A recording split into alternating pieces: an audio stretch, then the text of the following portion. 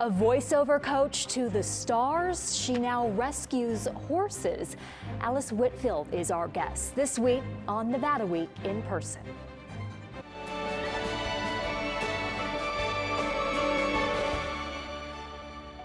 Support for Nevada Week in Person is provided by Senator William H. Hernstadt. Welcome to Nevada Week in Person. I'm Amber Renee Dixon. Born and raised in Brooklyn, she'd work on Broadway and have a one-woman show at Carnegie Hall. She's a professional voiceover coach who has a passion for providing a safe home for rescued horses. Alice Whitfield, CEO of HAV Horse Rescue Las Vegas. Welcome to Nevada Week in Person. You're even more beautiful here than you were over there. You're talking about in the green room? Yes, I am. When you told me a small part of your life story. Yes, I did. There's too much to fit into this interview. The rest was, could I please have your body when you're done with it? Come on, gotta be accurate, gotta be accurate. Help me understand. So Sure. I'm thinking Broadway, big city, jam-packed streets, Yep. and then horses. Yep.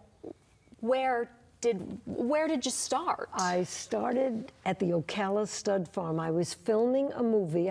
Just had a bit part in a movie. So the acting career came before the introduction to horses. This was just a thing where they said, could you be the makeup artist?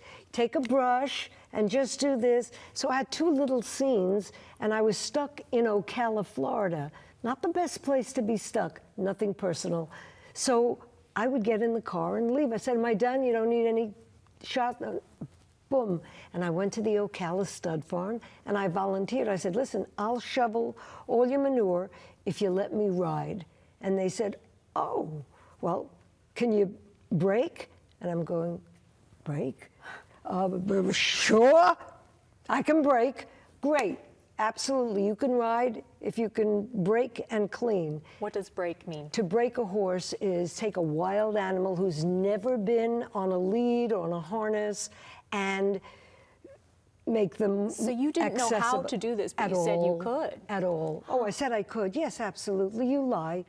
That's what you do, especially when you want something real bad. So much for being accurate. What? Yes. Okay. Well, the accuracy came later because I did learn. I learned a lot. And love. And as a kid, summer camp, horseback riding. So it all related. Okay. It all related. And then living in Manhattan, where do you ride your horse? Central Park? No. So That's why I couldn't understand the connection. I know. How did you get that role, though, the small makeup role? A friend of a friend. We were doing a movie about the Presidio trials in California, and it was written by George Tabori, who was the husband of Vivica Lindfors. Probably your audience is much too young for these names, but they were big names back then, and it was an important subject. So a friend of mine funded the whole movie. How old were you at this point? 24. And something. I asked because at 15, you were in the performing arts industry. Yes, I was. I started singing with the Ralph Flanagan Orchestra. I was 15. I don't know how my parents let me do it, but they did on weekends. And I went to school during the week. I didn't tell anybody. My mother said, don't you dare say anything. Well, 15 years old, going out with a 42-piece orchestra and playing gigs all over. Oh, come on, 15. Back then, 15 was you go to your room. That's what you know, very strict. Well, imagine that type of experience for you at that young I of an didn't think age. about it. How do you think it impacted you? I go, what the hell happened? How did that happen? My mother was a strict British lady. Okay. And my pop wasn't. I'm my daddy. And so he said, go, let her go, let her go. So it was a whole big thing, and I went. I mean, how did that even become a possibility for you? Who approached you? Well, I had a cousin who was so nuts. Her name was Myra. She wore her hair in a big bun. She goes, listen to me, Alice Berman. That was my name. You are too good to be here. You have to be working. You have to get into the union, and then we're going to start getting you gigs. I said, You're play a teenager, the ukulele. a young teenager 15. at this point. Okay. I said, I play the ukulele. No, you have to play, I know. You play the maracas? I go, no, you shake them like, no, zikata, zikata, zikata. I'll teach you. We went down to the union floor. They said, what do you play? I said, the maracas. Play them. zika-da, zika-da, zika-da. Union card, next. Wow. And that did it. Yep, that started. Never picked up a maraca again, ever. But that's how it started. You'd go on to have a one-woman show at Carnegie Hall. Yes, I did. And that was following a huge, huge successful off-Broadway show on Bleecker Street called Jacques Brel is Alive and Well and Living in Paris. And it was at first nothing.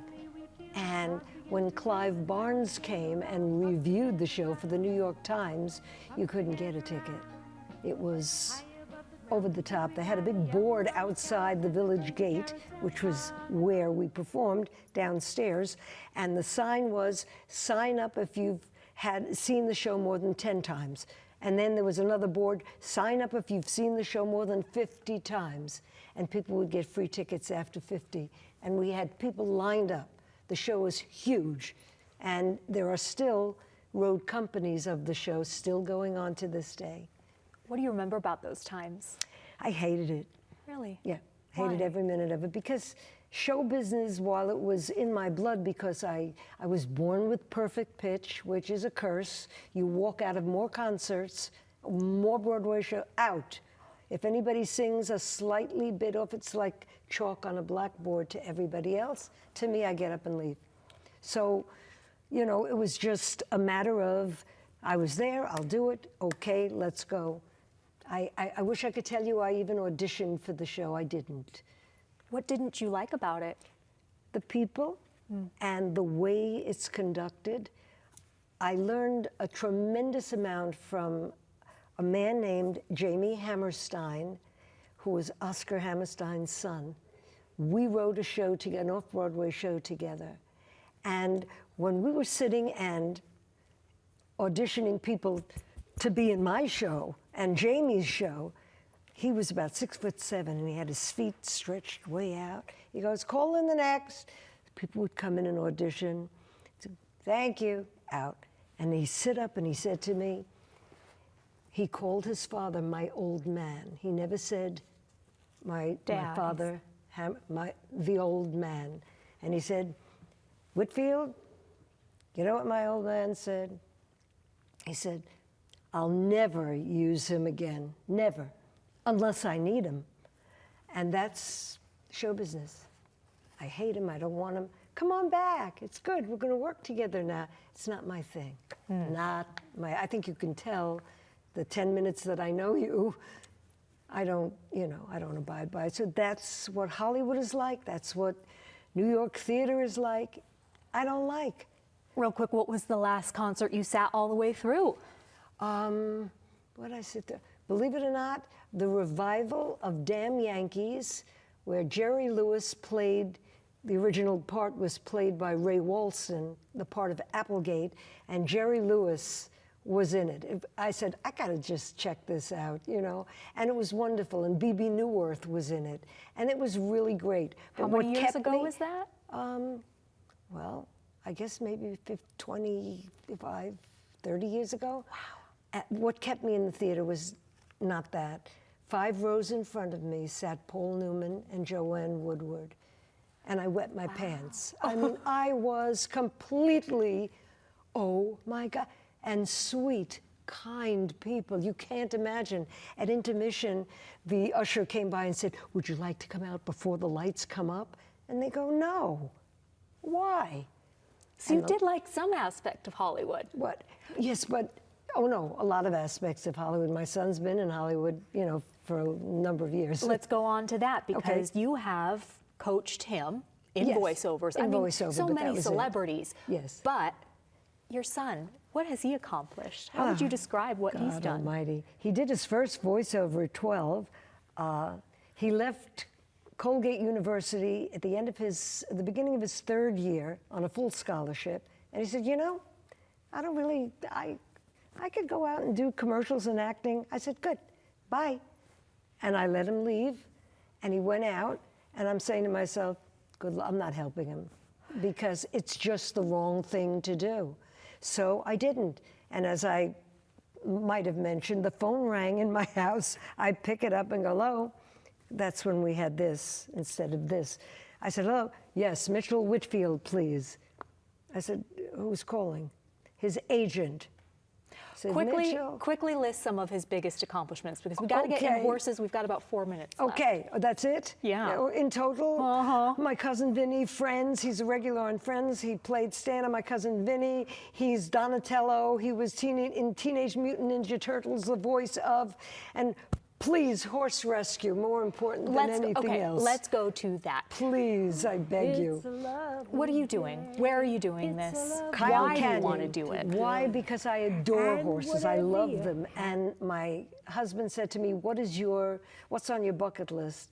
I said, I want to support a charity with animals. And the first one that we found, and that's where everything came from, was Christy Stevens at Hearts Alive Village right here in town. She was operating in a strip mall with 3 little stores, running out and rescuing animals, cats, dogs, you name it, in her car, out and bringing them all in to these storefronts.